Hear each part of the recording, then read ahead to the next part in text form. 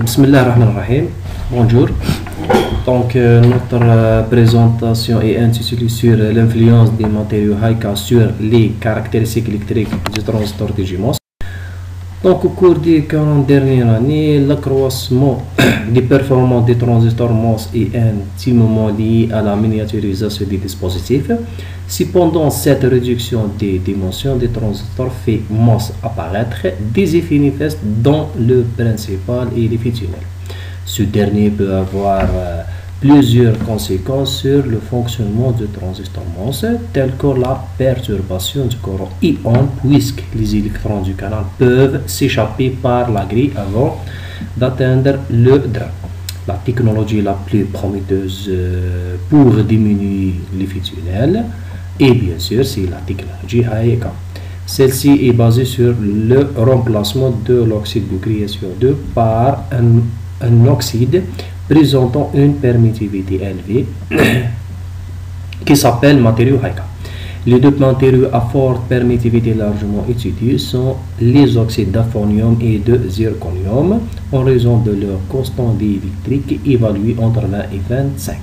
Pour cela, nous intéressons à ces deux types de matériaux. Donc, cette figure représente l'illustre d'intégration d'un diélectrique HiCA dans le transistor double grille MOS. Et voilà notre résultat. Donc, les deux figures suivantes représentent le courant de drain en fonction des tensions de drain et de grille pour différentes valeurs de permittivité. Sur les caractéristiques de sortie, on observe lorsque la permittivité augmente, le courant de drain augmente, bien sûr.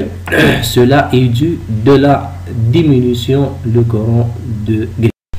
Et sur les caractéristiques de transfert, on constate que le courant ion est plus élevé dans les matériaux HiCA.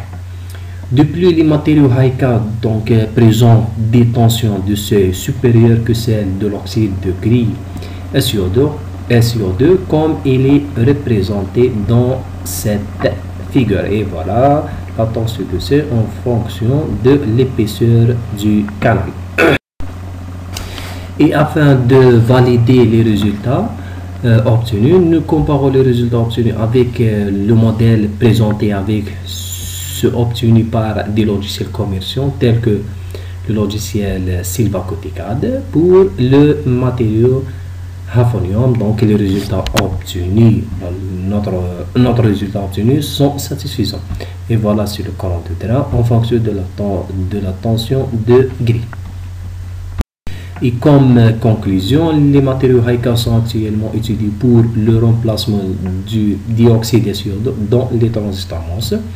Notre étude est concernée deux matériaux HiCA largement étudiés, sont les oxydes d'ammonium et de zirconium en raison de leur constante électrique évaluée entre 20 et 25 et sont thermiquement stables sur le silicium même à ces températures élevées.